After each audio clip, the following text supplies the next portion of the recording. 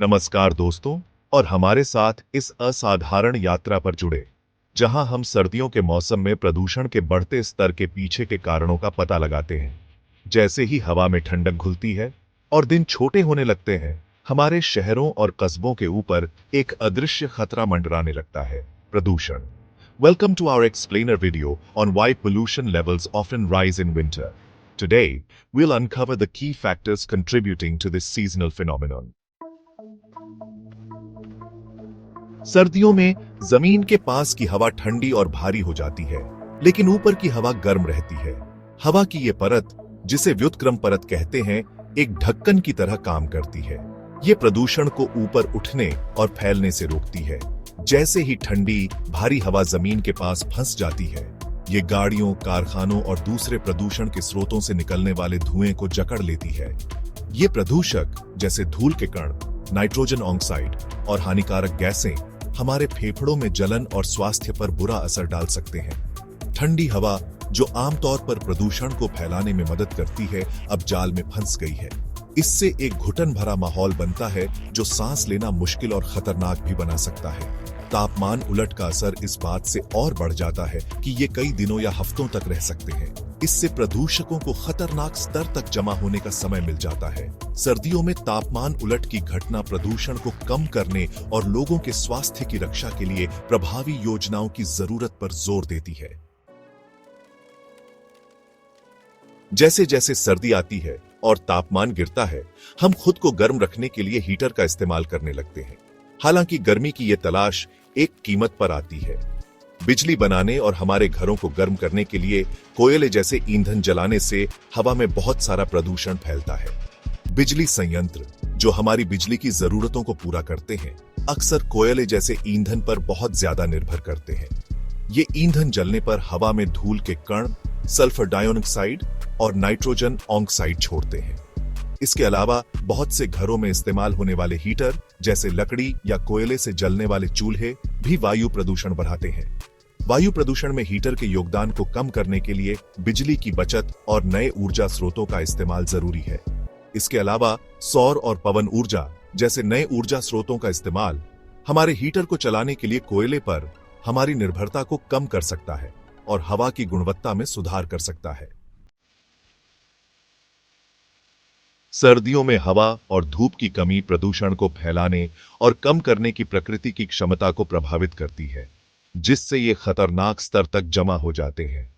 हवा, जो एक प्राकृतिक सफाई एजेंट की तरह काम करती है, प्रदूषकों को एक जगह से दूसरी जगह फैलाने में मदद करती है। लेकिन सर्दियों में हवा की गति कमजोर हो जाती है, जिससे प्रदूषण स्रोतों के पास ही जमा हो जाता है और हवा खराब हो जाती है।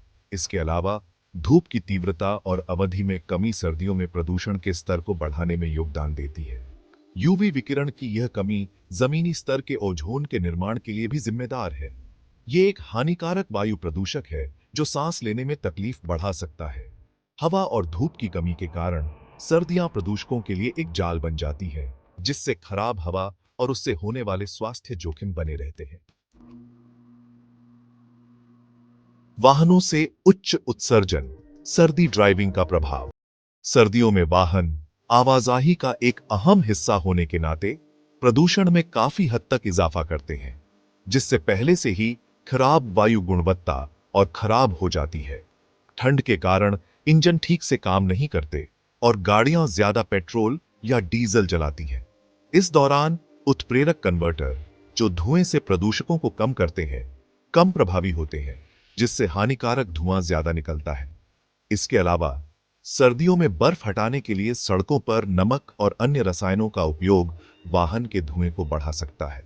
सर्दियों में वाहनों के धुएं को कम करने के लिए ईंधन दक्षता में सुधार, उत्सर्जन मानकों को बढ़ावा देने और टिकाऊ परिवहन विकल्पों को प्रोत्साहित करने जैसे उपाय जरूरी हैं।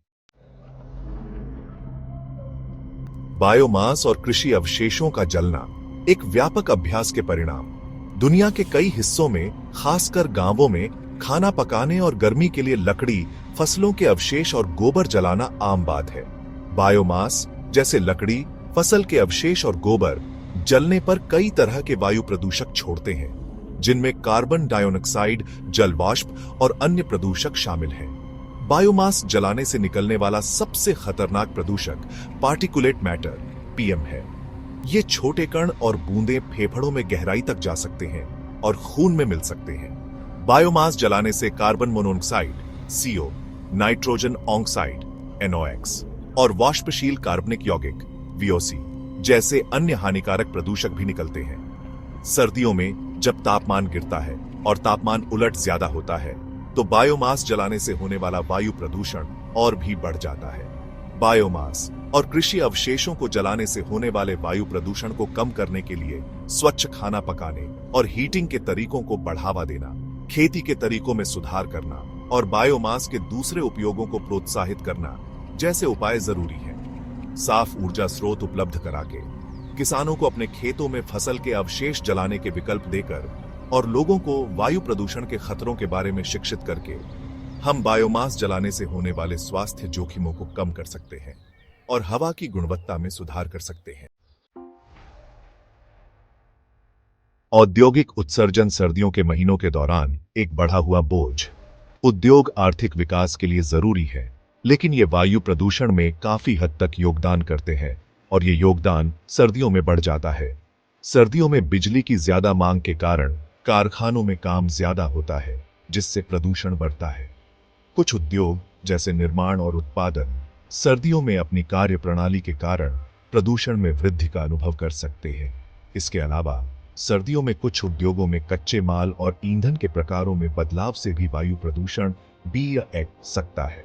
औद्योगिक उत्सर्जन को कम करने के लिए ऊर्जा दक्षता को बढ़ावा देना, नए ऊर्जा स्रोतों में निवेश करना और उत्सर्जन नियंत्रण प्रौद्योगिकियों को लागू करना जैसे उपाय जरूरी हैं।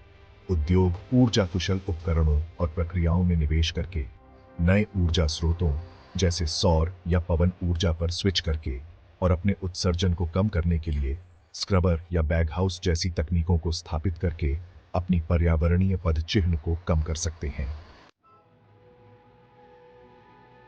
कोहरा और धुंध प्रदूषकों का एक खतरनाक कॉकटेल। कोहरा, जो अक्सर सर्दियों में दिखाई देता है, अपनी सुंदरता के बावजूद वायु प्रदूषण को बढ़ा सकता है और शहरों में एक खतरनाक स्थिति पैदा कर सकता है जिसे धुंध कहते हैं। कोहरा छोटी छोटी पानी की बूंदों या बर्फ के क्रिस्टल से बनता है जो जमीन के पास हवा में तैरते हैं, जिससे दिखाई देना मुश्किल हो जाता है। जब कोहरा होता है तो यह प्रदूषकों जैसे धूल के कण, नाइट्रोजन ऑक्साइड NOx और सल्फर डाइऑक्साइड SO2 को फंसा सकता है, जिससे उनकी मात्रा बढ़ जाती है और हवा खराब हो जाती है। धुंध, धुएं और कोहरे का मिश्रण तब बनता है जब कोहरा वायु प्रदूषकों के साथ मिल जाता है। यह खासकर शहरों में होता है जहां गाड़ियों और कारखानों से प्रदूषकों की मात्रा ज्यादा होती है। धुंध में मौजूद प्रदूषक सांस लेने में दिक्कत कर सकते हैं, जिससे खांसी, गले में खराश, सांस लेने में तकलीफ और अस्थमा के दौरे पड़ सकते हैं। धुंध के निर्माण और उससे होने वाले स्वास्थ्य जोखिमों को कम करने के लिए वायु प्रदूषण को कम करने के उपाय करना जरूरी है। इसके अलावा धुंध के समय लोग धुंध के संपर्क में आने को कम करने के लिए कदम उठा सकते हैं। याद रखें, कोहरे की सुंदरता को उसके संभावित स्वास्थ्य जोखिमों को कम नहीं करने देना चाहिए और धुंध के खतरों के बारे में जागरूकता और बचाव के उपाय सर्दियों में हमारे समुदायों के स्वास्थ्य की रक्षा के लिए महत्वपूर्ण है। सर्दियों के प्रदूषण से निपटना एक सामूहिक जिम्मेदारी। तो दोस्तों, हमने सर्दियों के प्रदूषण के कारणों को समझा। तापमान उलट से लेकर कारखानों के धुएं तक हर चीज हवा को खराब करने में अपनी भूमिका निभाती है। आइए हम सब मिलकर इस प्रदूषण से लड़ें। छोटे छोटे प्रयास भी हमारे ग्रह को स्वस्थ रखने में मदद कर सकते हैं। Thank you for watching. Understanding these factors can help us take steps to mitigate pollution and improve air quality, especially during the winter months. Don't forget to like, share, and subscribe for more informative content.